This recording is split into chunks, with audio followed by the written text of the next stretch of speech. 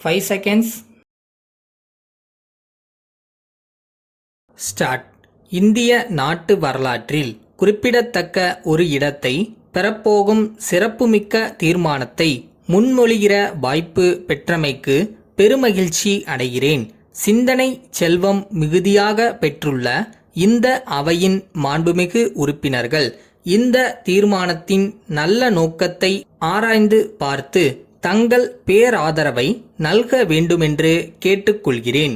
இந்தியாவின் வலியும் பொலிவும் குறையாமல் இருக்க ஒருமைப்பாட்டிற்கு சிறு தீங்கும் நேராமல் பார்த்து கொள்ள அனைவரும் ஒத்துழைக்க வேண்டும். அதே செயல் வடிவில் பல முறை நமது மாநிலம் நிரூபித்து காட்டியுள்ளது என்பதை நீங்கள் நன்கு அறிவீர்கள். ஆயினும் மத்திய மாநில அரசுகளுக்கிடையே உள்ள தொடர்புகள் பற்றிய மறு ஆய்வு இன்றைய தேவை என்கிற கருத்தை நாம் வலியுறுத்த வேண்டிய கட்டாயத்திற்கு துரத்தப்பட்டு இருக்கிறோம். இன்றுள்ள உறவுமுறை உள்ளத்திற்கு நிறைவு தருவதாக அமையவில்லை என்ற கருத்தை அனைவரும் ஏற்றுக்கொள்வார்கள் என்று நம்புகிறேன். வரி பங்கீடு, அதிகார வரம்பு திட்டத்திற்கான நிதி ஒதுக்கீடு ஆகியவற்றில் இதுவரை நமக்கு கிடைத்துள்ள அனுபவம் கசப்பானது என்பதை யாரும் மறந்துவிட முடியாது. இந்த கசப்பு நீங்கிடவும் கனிவு கிடைத்திடவும் வழி காண்பது உடனடி பிரச்சனையாக இருக்கிறது. ஒருவருக்கொருவரிடையே உள்ள நல்லெண்ணத்தின் அடிப்படையிலும் தோழமை தொடர்பாலும் இது ஆராயப்பட வேண்டும். இந்தியா விடுதலை பெற்று விட்டது. ஆனால் அதன் அவயங்களைப் போல உள்ள மாநிலங்கள் மட்டும் மத்திய அரசிடம் அதிகார குவியல்கள் என்னும் விலங்குகளால் கட்டுண்டு கிடக்கின்றன. மாநிலங்களுக்கு கூடுதலாக அதிகாரங்கள் அளிக்க வேண்டுமென்று கேட்பதால் மத்திய அரசிடம் குறைவான அதிகாரங்கள் இருக்க வேண்டுமென்று பொருள் கொள்ளக்கூடாது. மத்திய அரசின் வலிவு காக்கப்படுகிற அளவிற்கு அதிகாரங்களை வைத்துக்கொண்டு எஞ்சியுள்ள அதிகாரங்கள் அனைத்தையும் மாநிலங்களுக்கு வழங்க வேண்டுமென்பதே நம்முடைய கோரிக்கையின் உயிர் மூச்சாக உள்ளது என்பதை தெளிவுபடுத்த கடமைப்பட்டு இருக்கிறேன்.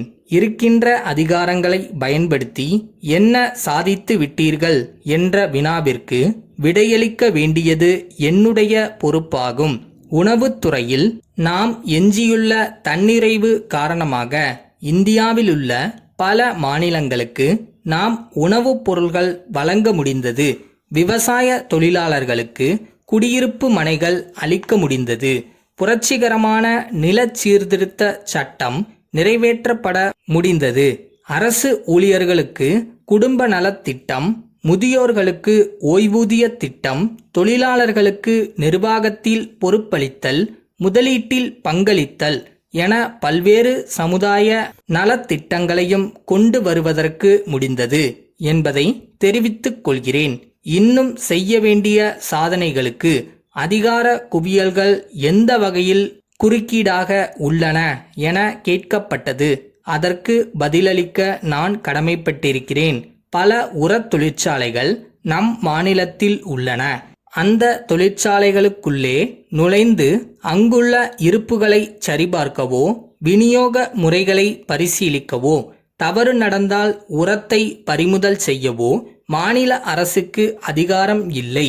இதன் விளைவாக எவ்வளவு தவறுகள் தனியார் உர விநியோகத்தில் ஏற்பட்டிருக்கின்றன என்பதை இங்கே பல முறை சுட்டிக்காட்டியிருக்கிறேன். சோளம், கம்பு, கேழ்வரகு போன்ற சிறு தானியங்களை ஒரு மாநிலத்திலிருந்து இன்னொரு மாநிலத்திற்கு எடுத்துச் செல்லக்கூடாது என்கிற தடை இருந்தது. மாநில அரசுகளை கலக்காமல் அந்த தடையை மத்திய அரசாங்கம் நீக்கிவிட்டது. ஆயினும் சிறுதானியங்களின் விலை 50% மேல் திடீரென்று உயர்ந்திருக்கிறது என்பதை நாம் உணராமல் இல்லை. இவ்வாறு பலவற்றை நான் எடுத்து கூற முடியும். மக்களின் இன்ப துன்பங்களோடு பின்னி பிணைந்திருப்பது மாநில அரசு.